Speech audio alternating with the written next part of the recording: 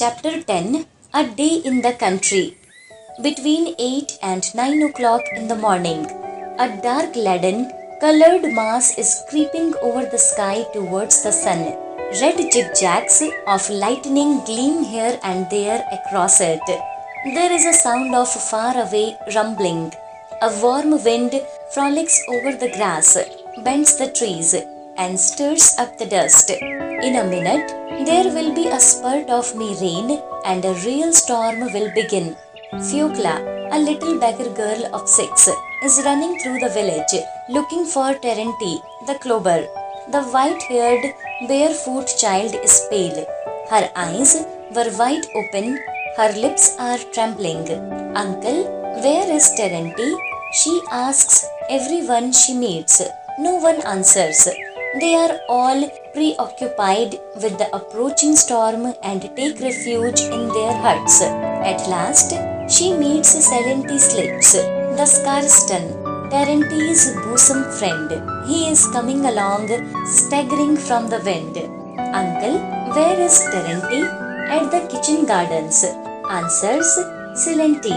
The beggar girl runs behind the huts to the kitchen gardens and there finds Terenti, the tall old man with a thin, pock-marked face, very long legs and bare feet, dressed in a woman's tattered jacket, is standing near the vegetable plots, looking with drowsy, drunken eyes at the dark storm cloud. On his long crane-like legs, he sways in the wind like a starling coat. Uncle Terenti, the white-headed beggar girl addresses him. Uncle darling. Terenti bends down to Fiocla, and his grim, drunken face is overspread with a smile, such as come into people's faces when they look at something little, foolish and absurd, but warmly loved. Ah, servant of God, Fiocla, she says, lip-sync tenderly. Where have you come from? Uncle Terenti, says Fiocla, with a sob, tugging at the lapel of the clover's coat. Brother Danilka has had an accident. Come along. What sort of accident? Out? What thunder? Holy, holy, holy. What sort of accident? In the Count's copse, Danilka stuck his hand into a hole in a tree and he can't get it out. Come along, uncle. Do be kind and pull his hand out. How was it? He put his hand in. What for? He wanted to get a cuckoo's egg out of the hole for me. The day has hardly begun and already you are in trouble. Terenti shook his head and spat deliberately. Well, what am I do with you now? I must come. I must. May the wolf gobble you up. You naughty children. Come, little orphan. Terenti comes out of the kitchen garden and, lifting high his long legs, begins striding down the village street.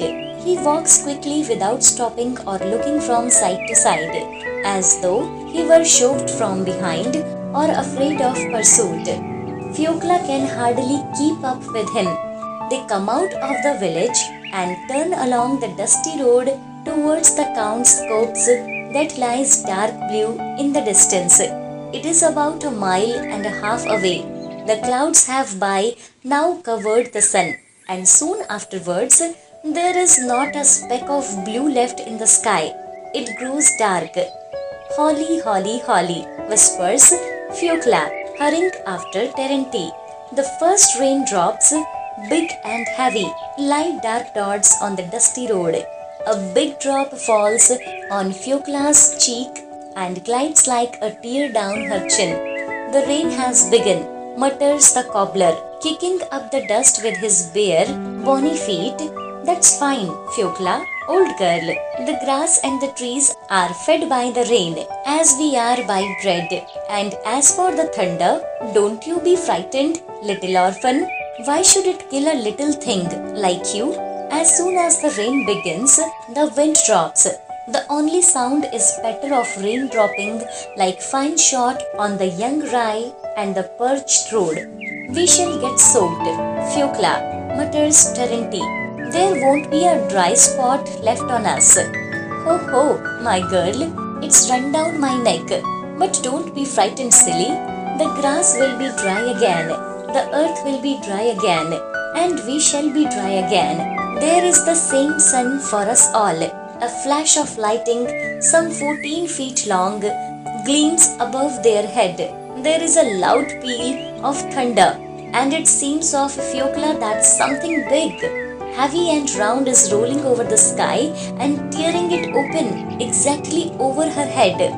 Holly, Holly, Holly, says Terenti, crossing himself.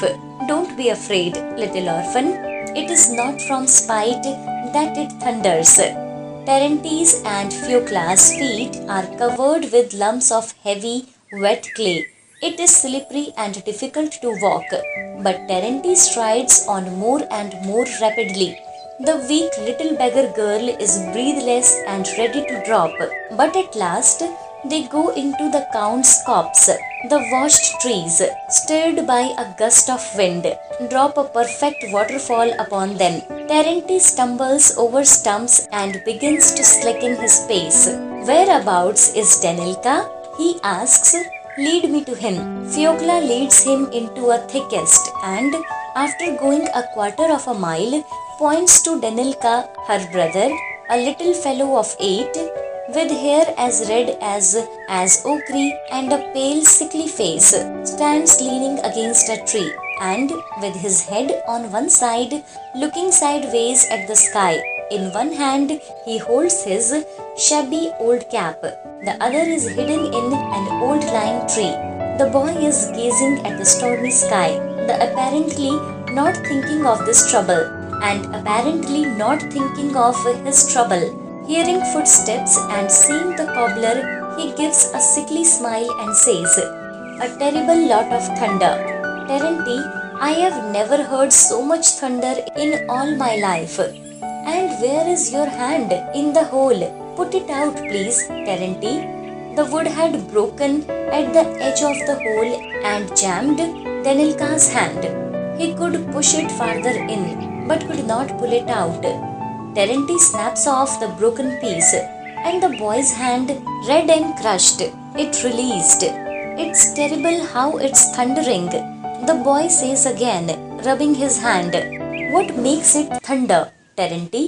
"One cloud runs against the other," answers the cobbler. The party come out of the copse and walk along the edge of it towards the darkened road. The thunder gradually abates, and its rumbling is heard far away beyond the village. "The ducks flew by here the other day, Terenti," Terenti says Danilka, still rubbing his hand. "They must be nesting in the Jaimistcha marshes. Fiocla, would you like me to show you a nightingale's nest?" "Don't touch it. You might disturb them," says Terenti, wringing the water out of his cap. The nightingale is a singing bird without sin. He has had a voice given to him in his throat to praise God and gladden the heart of man. It's a sin to disturb him. What about the sparrow? The sparrow doesn't matter. He's a bad, spiteful bird. He is like a pickpocket in his ways. He doesn't like a man to be happy. A bright patch of blue appears in the sky. "Look," says Terenti, "an ant heap burst open by the rain. They have been flooded the Rogers." They bend over the ant heap. The downpour has damaged it. The insects are scurrying to and fro in the mud, agitated and busily trying to carry away their drowned companions. "You needn't be in a such talking. You won't die of it," say Terenti, grinning. "As soon as the sun warms you, you will come to your senses again. It's a lesson to you, you stupid. You won't settle on low ground another time." They go on, "And here are some bees," cries Danilka, pointing to the branch of a young oak tree.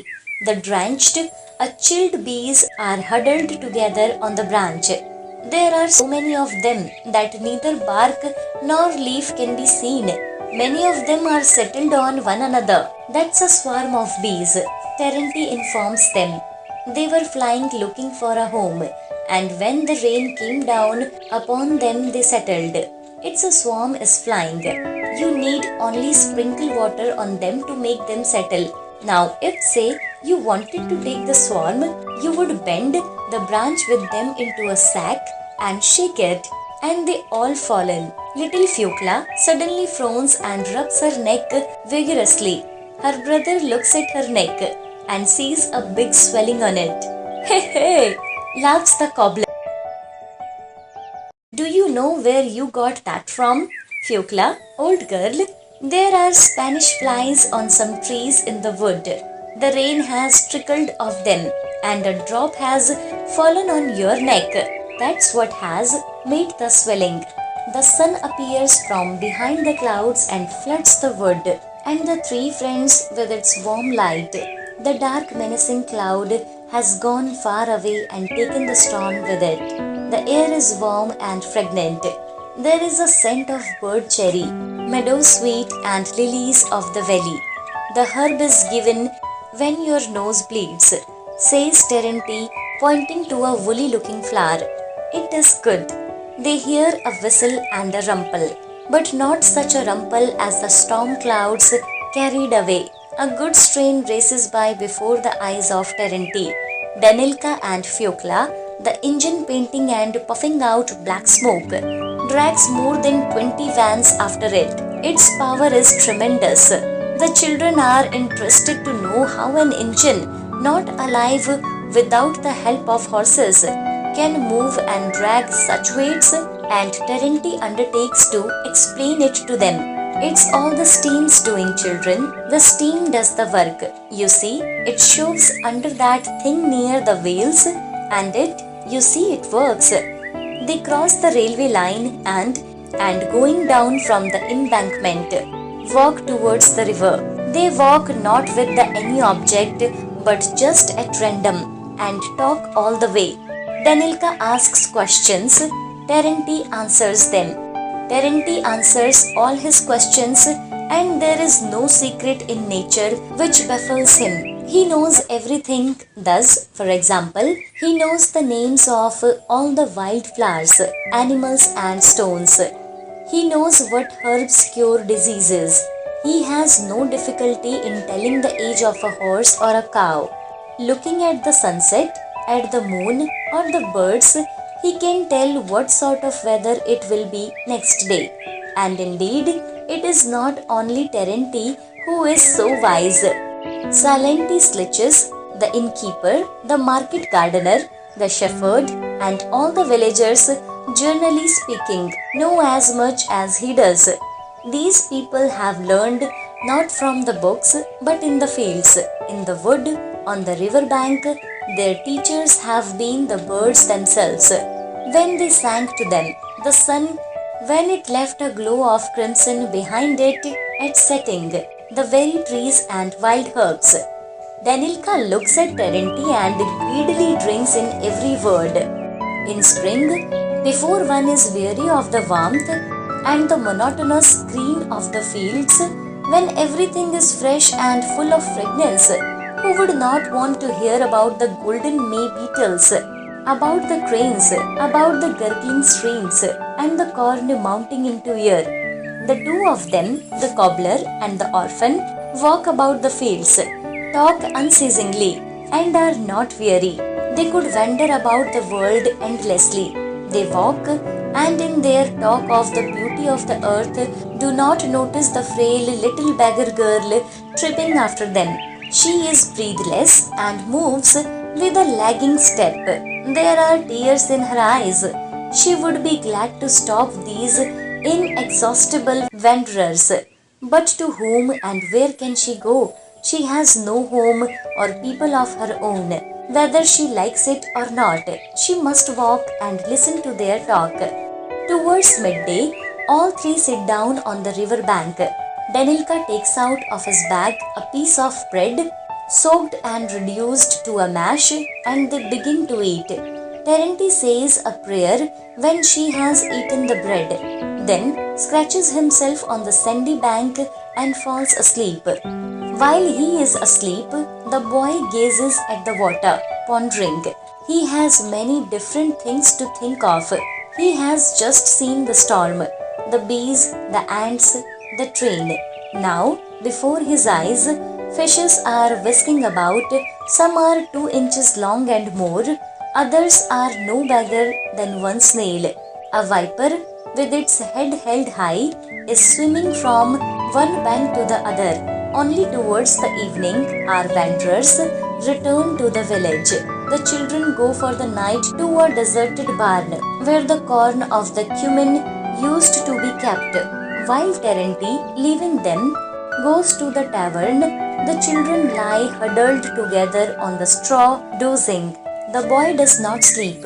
He gazes into the darkness, and it seems to him that he is seeing all that he has seen in the day. The storm clouds, the bright sunshine, the birds, the fish, lanky Terenti. The number of his impressions, together with exhaustion and hunger, are too much for him. He is as hot as though he were on fire. He tosses from side to side. He longs to tell someone all that is hunting him now in the darkness and agitating his soul. But there is no one to tell. Fiocla is too little and could not understand. I'll tell Terenti tomorrow, thinks the boy. The children fall asleep thinking of the homeless cobbler, and in the night, Terenti comes to them and puts bread under their heads. Choose and complete. Fill in. Song of Nature. Before you read, living in midst of concrete buildings and advanced technology, what are your thoughts about the natural world? Discuss in class. Mine are the night and morning, the pits of air, the gulf of space, the supportive sun, the gibbous moon, the innumerable days. I hid in the solar glory. I am dumb in the pealing song. I rest on pitch of the torrent. In slumber I am strong, and ever by dedicate powers, gathering along the centuries, from race on race, the rarest flowers. My wreath shall nothing miss, and many a thousand summers my apples ripened well, and light from malurating stars with firmer glory fell, and thefts from satellites and rings and broken stars I drew, and out of spent and aged things I formed the world anew. What time the gods kept carnival, tricked out in star and flower, and in cramp elf and Surian forms. They swatched their too much power. Time and thought were my surveyors. They laid their courses well. They boiled the sea, and baked the layers, and baked the layers, or granite, marl, and shell. Must time and tide forever run? Will never my winds go sleep in the west? Will never my wheels which will the sun and satellites have rest? Too much of dawning and doffing, too slow the rainbow fades. I weary of my robe of snow, my leaves and my cascades. I moulded kings and saviors, and parts o'er kings to rule. But fell the starry influence short, the cup was never full. Yet rill the glowing wheels once more, and mix the bowl again. Sethi, fate, the ancient elements, heat, cold, wet, dry, and peace and pain. Let war and trade and creeds and song blend, ripen race on race. The sun-burnt world a man shall breed, of all the zones and countless days.